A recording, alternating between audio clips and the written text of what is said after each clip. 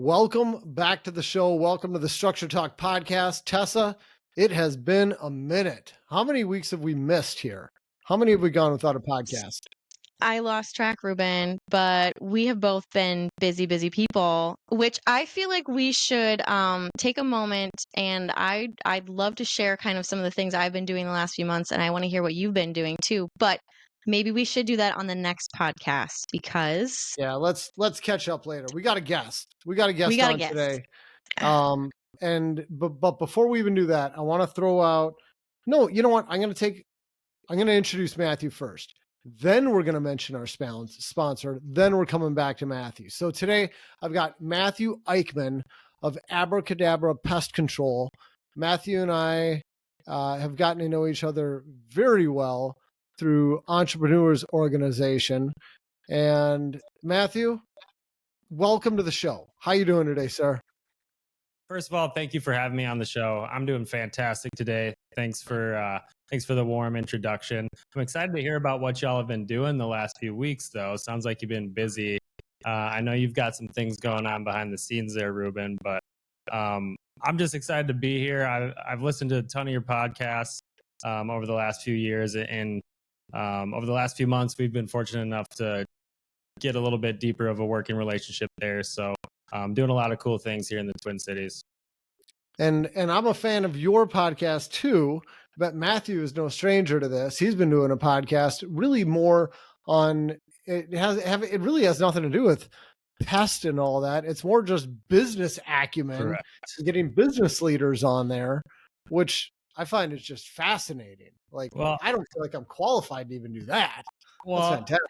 What really happened, Reuben, is I was going to do a podcast similar to Structure Talk, and I realized that somebody was like 5 or 6 years ahead of me, and I had to come up with something a little more exciting to talk about than pest control and home inspection. So, but all kidding aside, I'm really passionate about growing businesses in the local community. I've had a lot of businesses like yourself and others that have supported myself and my team along the way. So being part of that community and giving back is just part of who we are as an organization and how I was raised growing up. So I don't know any other way but to give back and have appreciation for the opportunities we have. Love it. All right. So let me get into our commercial here quick.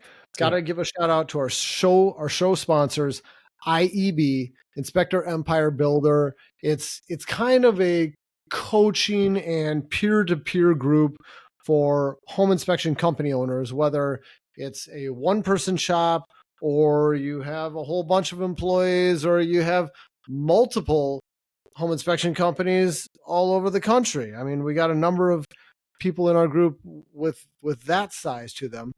And I wanted to bring that up because Matthew, you're no stranger to IEB. You're familiar with those guys. How do you know IEB? I thought that was an interesting story. It's a good question. So IEB's it's a very tight-knit organization, right? Like a lot like the wildlife and the pest control industry. Maybe just our industry is a little bit more scaled up compared to the home inspector space. But I met with, I can't remember who it was, but somebody who is involved in the coaching program, and they were rolling out a version of it that's pest control related because the crossover is so clear, and the opportunity for providing services is really easy. A lot of home inspectors are looking to add additional revenue streams into their businesses so they can really build the asset that is their business. So that crossover between home inspectors and that training platform that they had and the introduction of the pest control offering, I was involved in a couple conversations there just to kind of help give a little bit of an understanding of the horizon maybe. But I know a ton of home inspectors. We overlap in our local market a lot with the transactions that happen. Other than home inspectors and my guys, when we're inspecting a home, there's not a lot of people that are going into attic spaces in any state, right? So having those relationships in a a really clear understanding of how we align and support each other's businesses, I think is really important to best take care of the homeowner or the home seller. Yes. So Love it. that overlap, probably just because I'm really involved in building my own business, and I've got some coaches that I think work a little bit deeper with IEB and PEB as far as like how are we going to build this out so more inspectors can actually bring this into their business and have it impact the future of their business or their life, oftentimes depending on the size of the company. Sure. So I know a few people locally, obviously, that are home inspectors, but even across the country on the West Coast, like Glenn and Quinn and his wife, they run an awesome company up there in Northern California.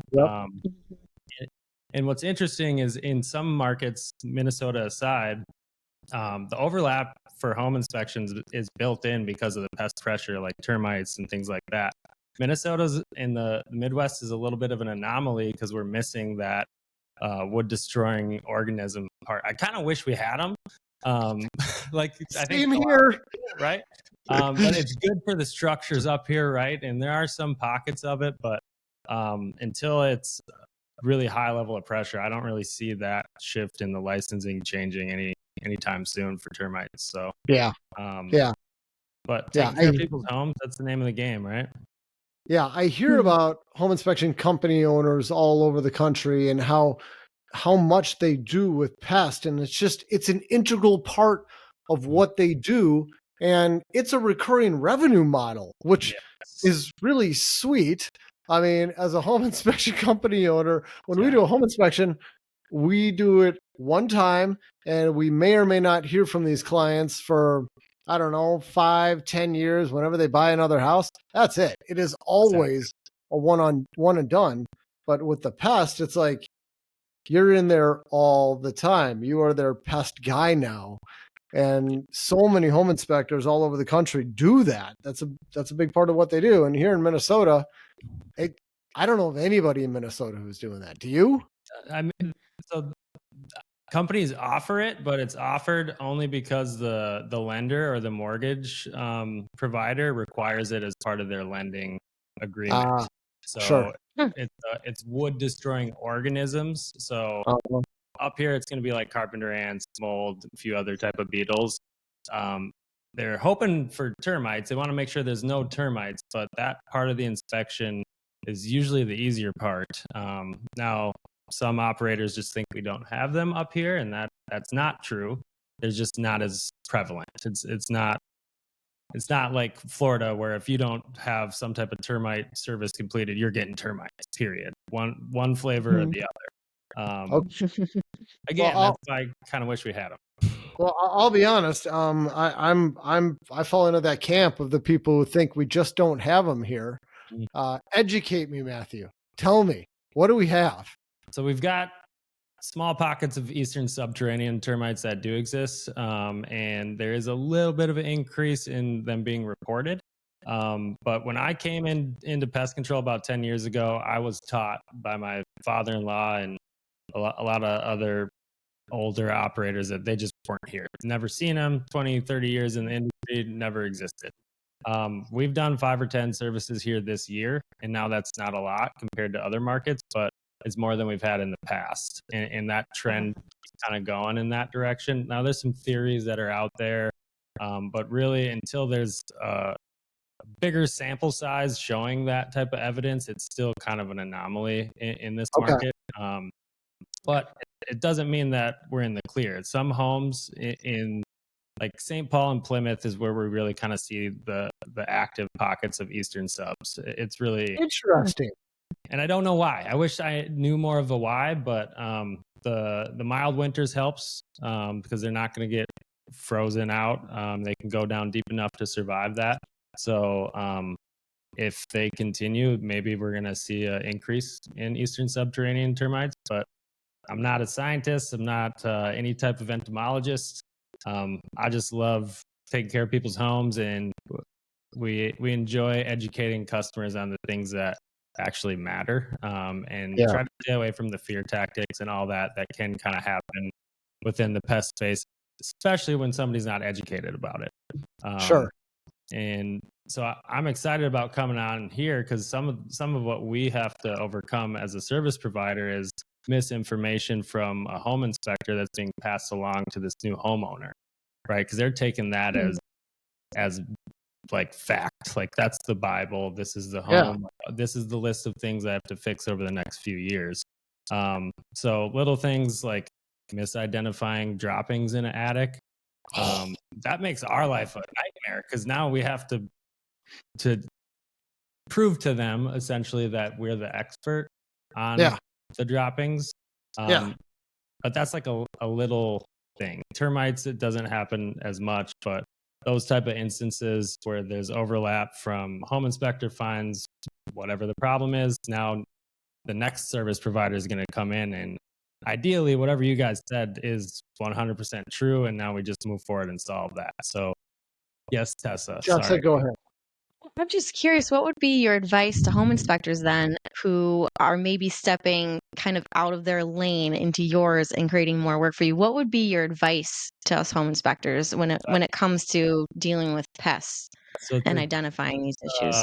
A great question. So the National Wildlife Control Operators Association, I believe, just created a training course that's offered with InterNACHI on their training platform. So really high level, like here's some basic identification type of things, like droppings in particular for bats compared to mice that's where we see the issue happen. Here's a quick tip. If you pick a dropping up with a gloved hand, obviously, and it like turns into dust or falls apart, 90% chance it's a bat dropping. Bats eat bugs. Those are going to be kind of dry and it'll kind of be a little shiny in the dropping. But number one indicator, if you pick it up, turns into powder, it's almost always going to be a bat. And if it's in the attic where you find it, like 100% chance. Sure. Yeah. Okay. So that's helpful. So there's some trainings that home inspectors could take through InterNACHI to learn more. I was going to say, Reuben, I remember when we were putting our training course together for new home inspectors, there was a module where we covered environmental hazards, and we spent a few hours talking about identifying different types of poo droppings and like potential pests, red flags, so that our inspectors could identify at least that there's something going on and then recommend further inspection by, a pest control company to come in and figure out what's going on and fix anything that needs to be fixed. And really making sure that you have a good relationship with a pest control provider, whatever market you're in. If you have that good relationship and it's kind of on the cusp, being able to text somebody a picture of something and get like very accurate information, it makes you look like a genius, first of all, and it speeds up any type of back end problem solving that you might have. Good tip. So that's another thing I could recommend that would really help anybody out there that wants to kind of remove any questions they have there. Just provide a resource that is somebody who is a subject matter expert on it. Yes. Unless you're planning on firing up a pest control business. Do we trust like ChatGPT or any of these new like AI technologies? You upload a picture of a piece of poo for it to tell us what it is. I feel like that's a good tool to build. I've never tried it. I might give it a whirl after this because I've probably got more pictures of poo in my photo album than anybody in the world, which is weird when I say that. But I mean, you weirdo. We might be the only industry that rivals you guys for how many photos are taken on site during our process. Oh my gosh. You should share photos with me.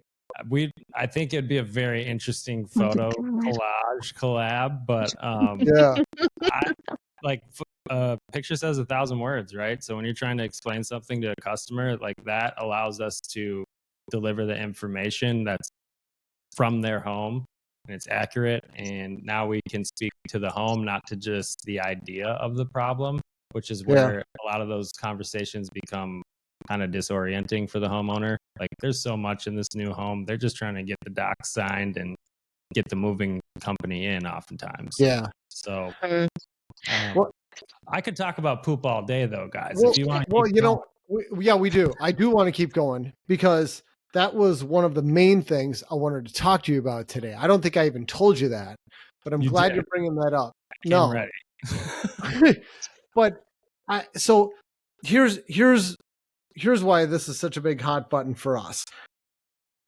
It's funny how you said the home inspector identifies it as this type. A home inspector says it's bats, and then you come in, you know it's mice, and then you got to convince people. Well, I feel like I'm on the other side of that coin, Matthew, where if we come in and it's bat droppings, and we know it's bat droppings, and let me just set the stage a little. I've got a couple of guys in my company, Scott and Corey, who both worked in the pest control world. They were doing this day in and day out, going in attics, and they know their stuff. And they've taught all the rest of us the same thing you just said. Like, you know, have a gloved hand, try to crumble it. If it turns to powder and it's in an attic, those are bat droppings. Yeah. But, you know, so they've educated us all. We know how to identify the difference, and we're accurate when we describe it in our reports. But I'll tell you what, if a pest company comes in after us and they say, no, it's mouse droppings, it's the way, from my lens, the pest dude is the pest god. And whatever they say goes. And we are wrong. I mean, whether we're right or wrong, in everybody's eyes, the home inspector's wrong. You don't know what you're talking about. And the latest one that got me was we were in an attic, and you know there's these drop-ins, and we said you got some bat stuff going on, and they ended up having a pest company come out, and the pest company says nope, it's mouse drop-ins. Next thing you know, the deal falls apart, and part of it was that the people buying the house, they had their own problems. Like, I mean, they went back to the seller and they're like, hey, we want $100,000 because you got bat droppings. It's going to be expensive. You know, I'm exaggerating, but they got some outrageous number, and they couldn't come to terms, and there was egos involved. The deal fell apart. And then the sellers came back to us and they said, we're suing you guys. We want several months of our mortgage payments because now we can't sell our house and our house is stale, and we want you to pay for this. And they gave us some ridiculous number. And it's like, okay, now we're being sued for properly identifying the poop. Yeah. But if a pest person says we're wrong, we're wrong. So what do we do? And what we've resolved to do is, unless we're going to actually have photos of us crumbling feces and going way above, over the top to document what it is, I've told my guys, I don't even want you to identify what it is. I want you to say there's drop-ins in the attic, could be mice or bats. Get a pest specialist out here to figure it out and fix it. What do you think about that? I think it's a smart business move. That's what I think. If I'm in your shoes, it hedges against the nightmare that you just described. But what, like, we've been on like part of a lot of conversations like that, unfortunately, where we're coming in after another service provider came in and started this big argument, right? But because of the level of expertise that we have in the market, we've kind of become just known as the best. So we get brought into these messes, and we kind of have to just clarify what's actually going on there, and really show everybody the reality of the situation, which really is, if you got a home and it's been there for more than 5 years, I can get really darn close to 90% chance that you've got mice or some type of animal activity somewhere in your home. And if I take a look in the attic space, it's usually a slam dunk for me to be able to show that information. But oftentimes for pests, until if the issue is visible and they can see it, or it's audible and they can actually hear it, just doesn't exist. Sure. Right? But, the best way for a homeowner and for a real estate agent to get in front of that is to make sure that the home is under some type of service agreement with a good provider, because the provider should be identifying that on the front end. Right. Okay. So think about this. You're going into an inspection. That home's been getting serviced by a provider for the last 5 years, and the entire 5 years it's been serviced, they've done nothing about what's been noted in the attic for the rodent droppings that have been there for 5 years, right? So now as the homeowner, you have all of this evidence that shows to the new purchaser, hey, this activity's been here. We've been taking proper precautions to get in front of it, and our provider is saying that it's not active, but it's old. That kind of that minimizes the problem down to maybe we need a couple more inches of insulation rather than this big lawsuit that I don't think anybody wants to be part of, especially you, right? Yeah. So having those relationships in place, just understanding that animals and pests are going to be in the home, and it's the homeowner's job to prevent that. That's how the home insurance company looks at it. That's how the real estate agent looks at it, and how the purchaser looks at it. So it's a very cheap insurance for that transaction to go through. Go ahead, Tess. I want to back up, but before I do, you got a question on that?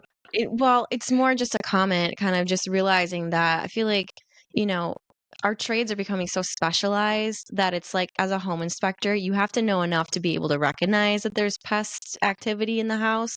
But like, we're actually pulling back from being specific about what it is we're seeing because of liability issues, and we're handing it off to the company that specializes in that to be able to identify it. So it's interesting, just kind of, I guess, that it's taken this long for Structure Tech maybe to get to this point, but it sucks. It feels like we're taking a step back, but I understand why we're doing it too. It's not just Structure Tech. It's like the entire real estate industry as a whole. Like, it's just not established that homes should have pest control as a preventative maintenance type of service. At least not in the Midwest. Maybe areas like you're talking about that have termites, it is just, it's burned in their brains. Yes, we need a service, and it's just part of how we live down here. But up in the Midwest, where it's usually mice or, something else like that, we just don't think about it. So mice is probably the one thing that I would say in Minnesota, like the number one reason why everyone should be on some type of recurring program, especially right now, October. We're having a nice warm week this week, but the 2 weeks after that, when the temp's dropping, our phone's going to be ringing off the hook with people that could have been preventing that issue for the last 6 months, realistically. But that people make purchasing decisions how they make them. But the best thing for any new homeowner is to, right when they move in, get that contract and any other type of recurring maintenance contract set in place, so that the things that are going to break, because they're going to break, right? Nothing's going to last forever nowadays. Like, let's get in front of that and have a plan so it's not a big budgeting concern and an issue down the line. And that's where we see it causing problems, is they haven't built that into the budget for the home, and it's 5 years down the line, and now they got a $5,000 bat job that they've been ignoring for 5 years, right? Is that what's an average cost for a bat job? I mean, what's a good range? I've just heard it's really expensive. It's a loaded question right here, Reuben. So for us, a bat is like it can get into any crevice that's larger than a 1/4 inch. So 3/8 of an inch or larger, just like a mouse. They can get. Oh yeah. So unlike mice, I don't get to nerd out about pests very often, so this is good for me. Thank you. Do it. So bats have very long lifespans. They can live for 10 to 15 years, depending on the species, sometimes longer. And if we kick them out of a home 1 year, they're going to be coming back and trying to get in that home the following year, because they've become established, and that's their summer roost or whatever you want to call it. So in order to effectively evict bats and make sure that they're not going to be coming back, you've got to seal it all the first time. And then really you should be coming back and inspecting what was done and making sure that it's still intact. Because if some ice or some type of freezing and thawing cycle has opened up a gap, they're going to find it, and that bat issue is going to come back. So it really comes down to a good relationship and the quality of work. What we're going to do is not what most pest control companies do. Most pest control companies, sorry guys, but I don't really like the way that you do it, and it makes the rest of our industry look like we're bad at it. like spray foam and steel wool, like those are two really cheap tools that a homeowner can get, but I don't believe that that's what a professional should be doing as a service to the homeowners. So we don't even use those tools. We use like what a roofer or exterior contractor would install to actually animal proof with metal and construction grade materials for long-term solution. And that's going to take more time and it's going to cost a little bit more. So our average bat job right now is between about $1,800 and $4,500, depending on the size of the home. And now the bigger homes around Lake Minnetonka can get quite a bit more than that. But it really comes down to, are they going to, like, is the provider you just paid $1,800 to $4,500 to, are they going to come back in a year if there's an issue? Like, is there some type of assurance that they're not just going to check a box this year so I feel good, but this problem's actually going to be solved long term? Because if that relationship isn't there, what I see a lot of times is homeowners get duped for $4,500 with another provider that can get out there faster or whatever. But then in 2 years, when they have a warranty issue and they call, that guy doesn't answer and he never comes back and helps them. So now they got to pay another $4,500 plus oftentimes to get that solution. That's what I really don't like, is when somebody's sold something with a big warranty attached to be the hook that gets the customer, but there's nothing behind that warranty on the service provider's stance, if that makes sense. Yeah. And now I got to ask you, you talked about mice, and it sounds like you're kind of talking about a regular maintenance plan for mice. And I think of like setting bait stations and poison and traps and things like that. But why can't you just do the same thing that you do for bats? Like if you've got mice in the attic, why don't you just seal all the entry points one time and be done with it?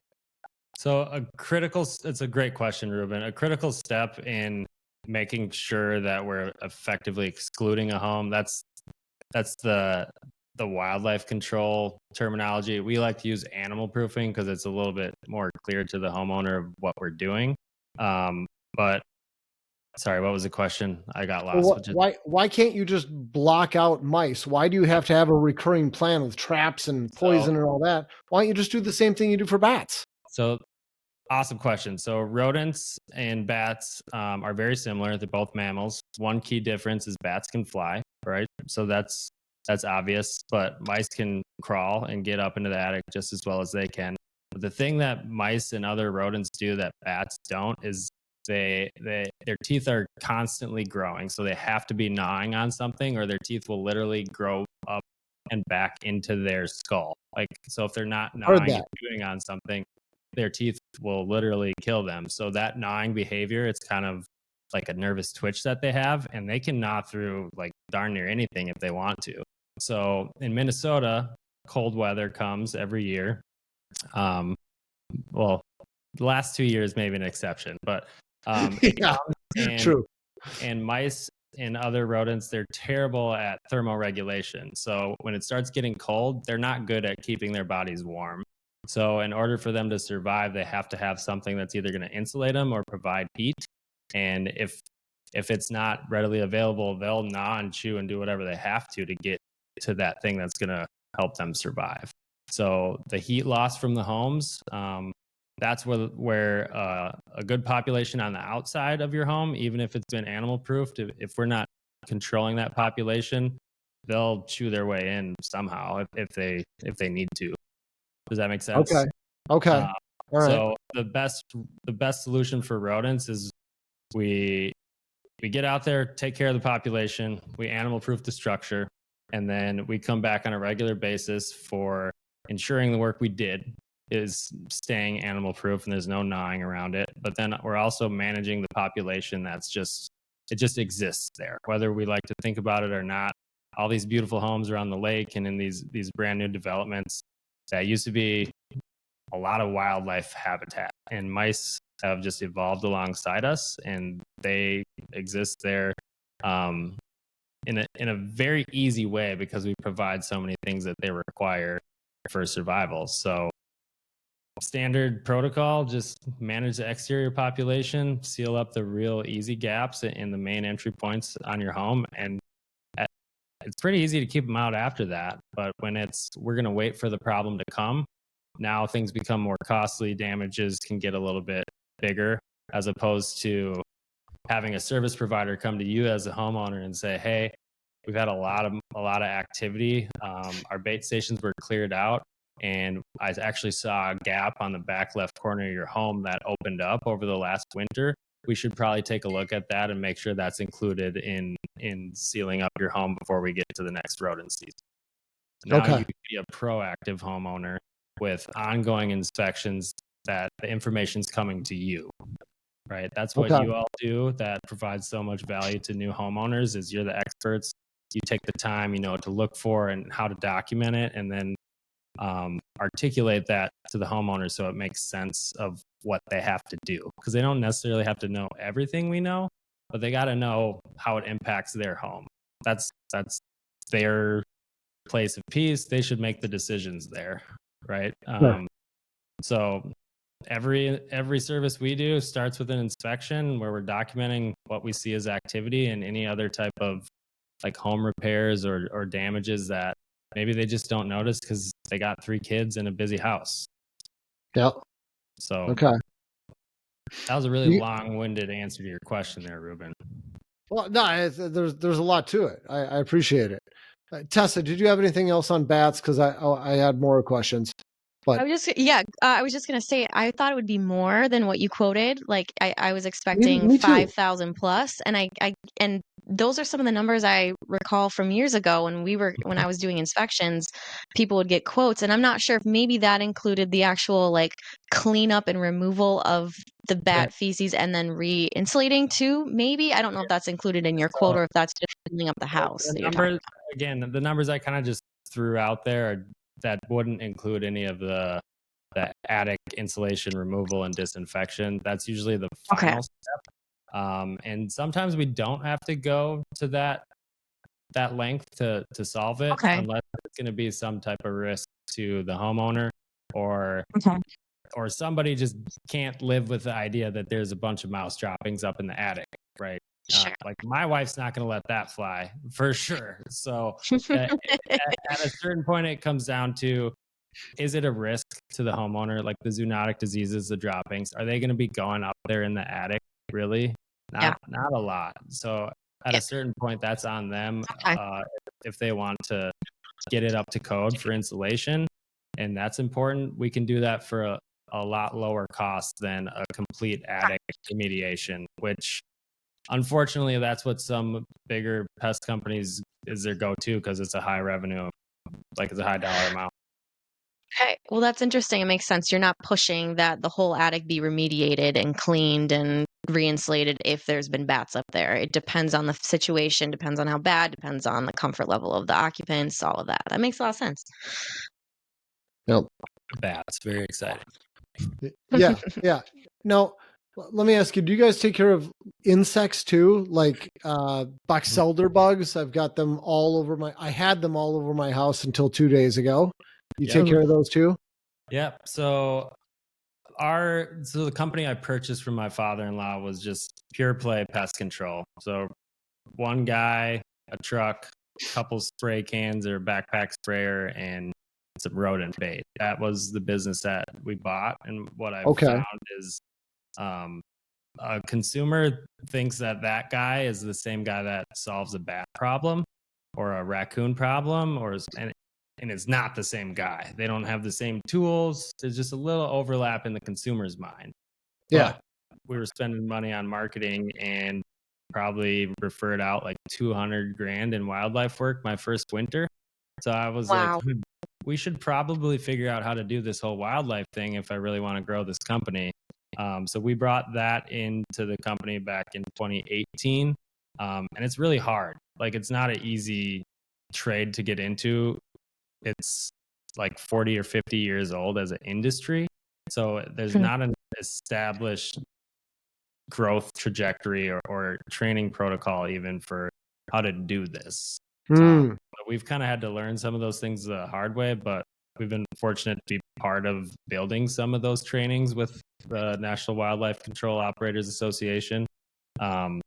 And really, we want to be able to solve the problem that the customer calls us with. It shouldn't be on them to know that there's 2 or 3 providers that take care of this. That's way too much education. So if we're going to solve problems and that customer's problem is a raccoon in an attic, I believe as a service provider, it's either our obligation to have a referral for them or a solution for them. And for you guys, it's basically you have a solution for pretty much anything coming into your house that you don't want in your house. I don't want to knock on wood. I don't want to jinx myself here, but we've built it to that point. Yes. And, okay. Wow. Now we're helping other operators like bridge that gap too, because it allows them to better serve their customer. And if you do that, you can grow your business in a very healthy way. Sure. When you're talking about there's not a lot of people out there that do wildlife removal, and finding trainings difficult. I kept having flashes of Steve Irwin come into mind, because now that I'm down in Florida, alligators are a real thing. You don't have to deal with that up in Minnesota, though. You probably what are the most common kind of, like, I guess, wildlife calls that you get? Raccoons, squirrels, what else? And yeah, we're not talking about bats and mice. We're talking about bigger. Okay. Yeah.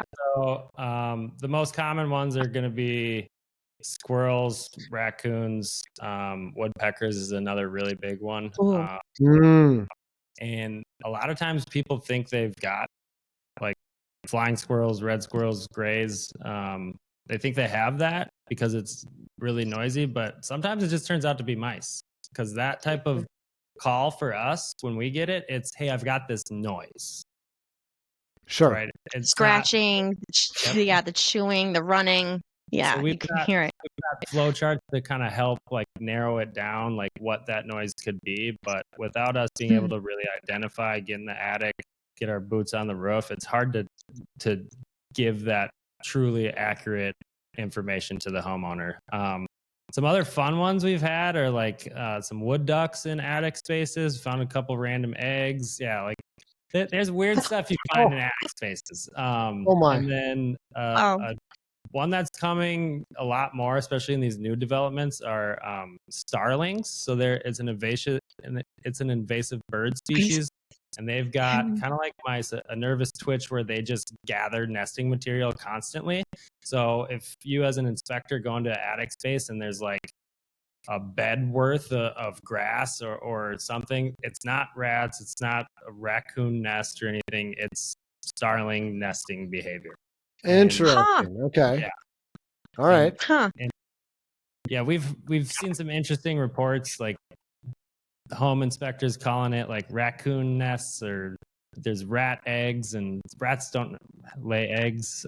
So it wasn't a structure tech inspection, but I hope not. Thank goodness. When you see something like that, you kind of scratch your head and you wonder if that was intended for insulation at times, right? Because there's so much, but just having that little bit of information about the species, it can make you look really, really good to a homeowner, or it can really put you out and potentially create a nightmare of a scenario for you. Yeah. So, all right. So you talk about these different critters getting up there. What about what's the biggest one you found first? What's the nastiest thing you had to deal with? The nastiest thing, my guys love when we get calls like this, but like essentially a deer got hit by a car and it's like on the cusp of being the city's responsibility, but the city has a line where the responsibility ends, and if it's halfway into the homeowner's yard, it's their responsibility. So going and removing those animals is probably our least favorite, but nobody really does it. It's not a service offering that companies offer, but there's a pretty big need for it, really. So that would be. I didn't know. I didn't think about that. There's a lot of random wildlife things, but the biggest one, like raccoons, when there's a female raccoon with a litter of kits, that's like the the craziest type of chess game you have to play against a family of animals. Like it seems like, oh, you just like, you put a trap up, you catch the female, and then you go get the kits. Well, it's not always that easy. Like sometimes they're running away from you in the attic and you got to chase them.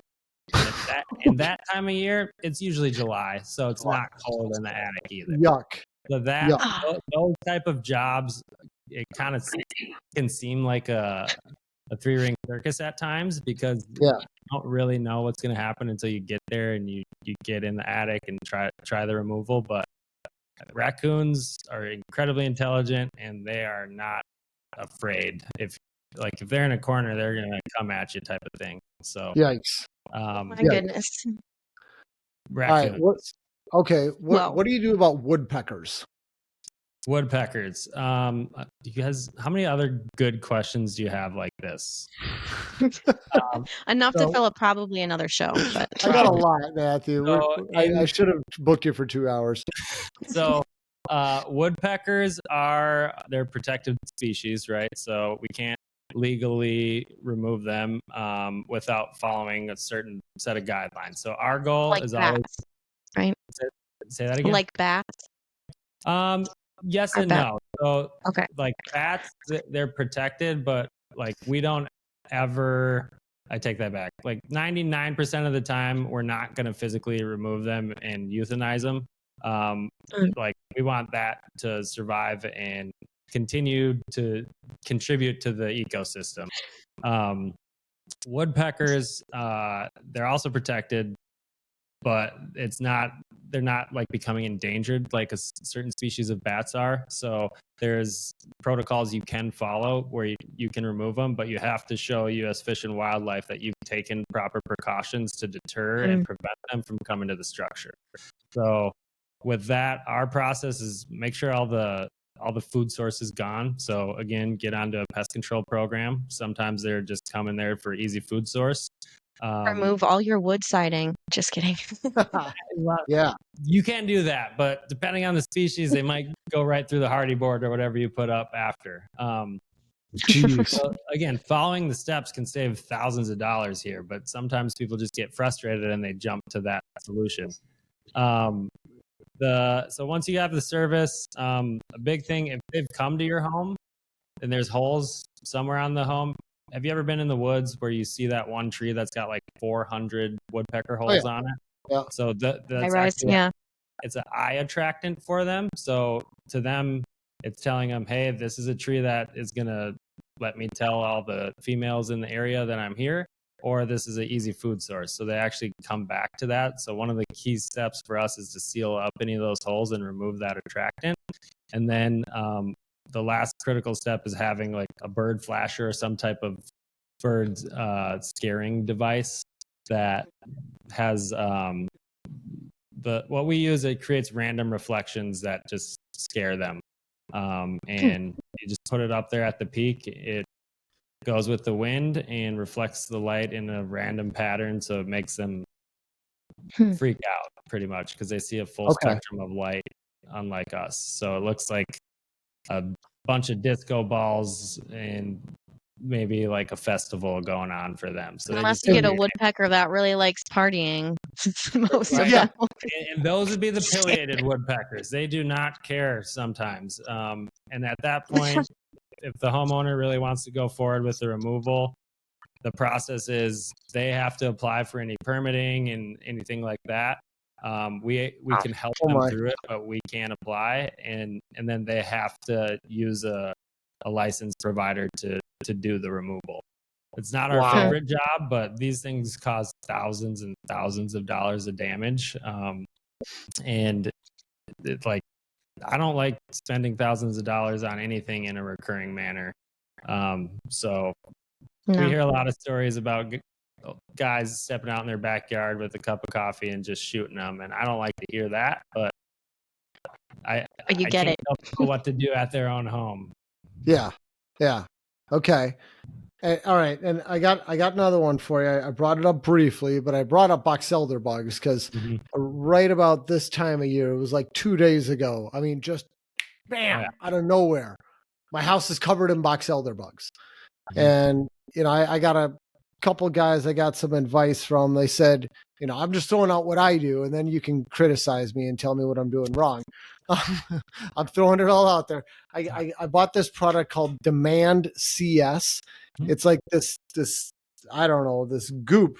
You buy a quart of it for like $100 or something. I mean, it was really expensive. And then I get it in the mail. I think I bought it on Amazon. And then it says, oh yeah, you need like a half ounce to every gallon. I'm like, oh, I just bought a lifetime supply of this. Yeah.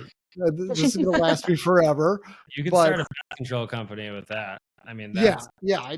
I didn't realize how much I had bought, but you put just you did little dab, little tiny bit, and then you put in 2 gallons of water, and you spray the stuff all over your house, around the windows and doors. And they've even got videos on their website of the guy spraying inside the house. They're like, it's safe to use indoors. And I'm like, no way. So I wear my respirator and all that when I use it because I'm paranoid. But what do you think about doing something like that? And what do you do? So kind of described a less sophisticated version of what we do. Okay. But essentially what you described is that's a pest that they are a lot like mice. They need somewhere to survive the winter. So next spring, they're going to wake up and go continue doing box elder things. So the key thing with box elder bugs is having a product on the home that when they come, because they're going to come, it works so they die before they make it in the home, essentially. And that with box elder bugs can be difficult for a service provider to explain because a homeowner doesn't care if you tell them they're going to die in 12 to 24 hours when they have 2,000 bugs on the outside of their home, right? But that's how that pest operates. It only comes for like 4 weeks out of the year. It's like 2 weeks in the spring, 2 weeks in the fall, and for the rest of the year, they're pretty much non-existent. So box elder bugs, really, again, just get on a regular program, and that type of preventative maintenance should be built in where you've got somebody coming out prior to the issue really becoming a big, oh, hey, we got to take Reuben from everything he's doing so he can pretend to be a pest control guy for a few hours. That's what happens. Yes. But you just showed how easy it is to do pest control. Like, it's not that hard. The science has made it so easy as a business. So home inspectors out there that think it's hard, it's really not. But it's this simple. The label is the law, and that's it. So if you can follow the licensing requirements to be able to apply any product in your state, you can run a pest control business and build like a very valuable asset if you do it right. Like, that's what I love about home inspection companies is you're the leading edge of the transaction for the waterfall of any other service provider after the fact. So you're bringing a customer in, you're ROI positive on the inspection, and now if you can bring additional value to them ongoingly, you just got a customer that paid you to sign them up for a service that you're building your company off of. And like that, from a growth standpoint, it makes it a very healthy way to grow a pest control business. Yeah. Because buying leads is expensive. and in your case, they're paying you to sell it to them if you do it right. And that's very different. Best case scenario, ideally. Anyway, I'll get off my business soapbox. We don't need any more pest control competition out here. So, well, I love it. Well, Matthew, I started the show backwards. I didn't even really introduce you. I just said we know each other. Let's close the show with you just talking a little bit about how you got into this. I mean, you already said you're associated with your father-in-law. It was just like the two of you guys. Talk a little bit about your growth path and where you're at today, if you would. For sure. And I'm used to doing things backwards. So backwards is really forwards for me right here. So my story is kind of a unique one for the pest control space. Greatly because people usually fall into this industry. They end up getting a job in the pest control industry, and that job becomes a career because of the opportunity it creates. So for me, I kind of saw it from a distance. When I was 8 years old, my parents moved into a home across the street from my now wife and my in-laws or future in-laws. And my father-in-law had started a company after working for another local provider. He built a little business that he could go to all of his kids' sports and have revenue coming in and still provide for his family. So I got to see the business grow early on. Then I went to college. I was going to play baseball or be a doctor. Didn't do either of those things. And that's where pest control came in.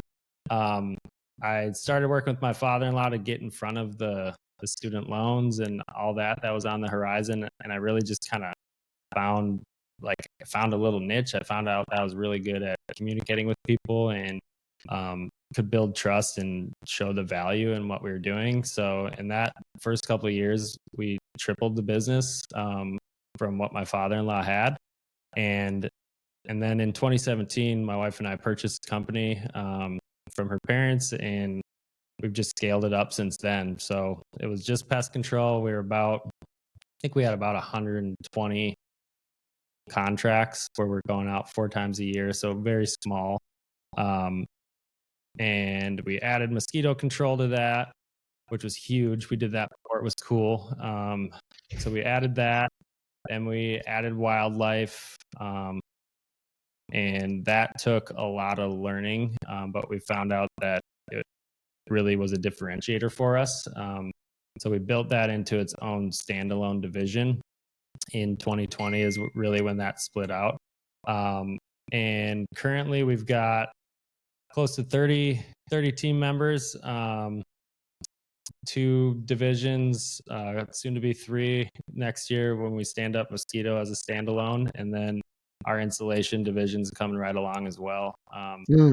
We've expanded unintentionally at first into the commercial space, and then we've really just doubled down because it's been really easy for us to grow there also. So we've got over 3,000 recurring accounts right now.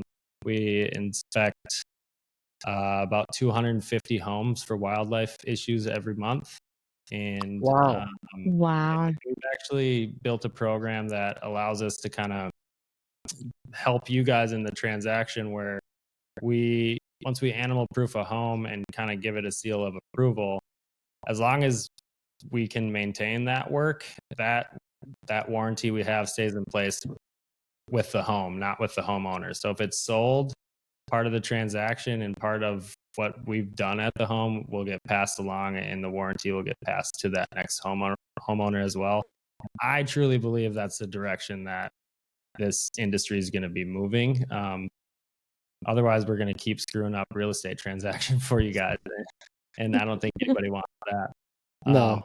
But our big thing is like bringing some innovation to industry that's been trying to build a new mousetrap for the last 100 years, right? Like at some point, you can only innovate so far. But we've been able to bring these a little bit more like home repair, home maintenance type of services into the pest control space and have a lot of success there. It just changes up their business model a little bit, a little more training, a little more biology. But when you know that, it makes your job easier. So my hope is that we've got an Abra Kadabra branch in every state in the next 10 years and just keep spreading the good word of pest and wildlife control. Love it. Wow, that's cool. Love it. Very cool. Well, I think that's a good note to end on. Tess, you got any more questions before we wrap up here? You know the answer to that, Reuben. I do, but Of course, we'll have always. to save it for Okay. another show. All right. We'll have to have you back Matthew- on, Matthew. Yeah, we'll get you back on for another part 2 because we talk. Thank you all for having me. You guys are doing something really special. The conversations you're having, they bring a lot of value to those businesses, but I know a lot of homeowners that listen to this stuff too because they don't know who to trust, and having some type of resource out there, even if you don't know who's going to get the information, you're bringing a ton of value. And so kudos to you all for doing that. Love for it. 7 years going, and I just hope somebody got like one little tidbit of value out of this. I got a lot. I got a bunch Me of them. too. Yeah. I mean, we can talk really more next week, Reuben. You don't have to. We can talk poop anytime. You just give me a call. I love it. We'll do that. Matthew, if people want to get a hold of you, how do they find you? Social media, Abra Kadabra Environmental. We're kind of all over there. Same thing for our website. And then the Homegrown Hustle podcast. We're on any podcast channel or social media as well. So we're pretty easy to find, but if worst comes to worst, just hit Reuben up and he'll get you in contact. I'll get you connected to Matthew. That's exactly right. And if you want to hit me up or Tessa, you're welcome to email us. It's podcast@structuretech.com. We read them all. And thank you so much for coming on, Matthew. My pleasure. We'll catch you listeners next time. Take care.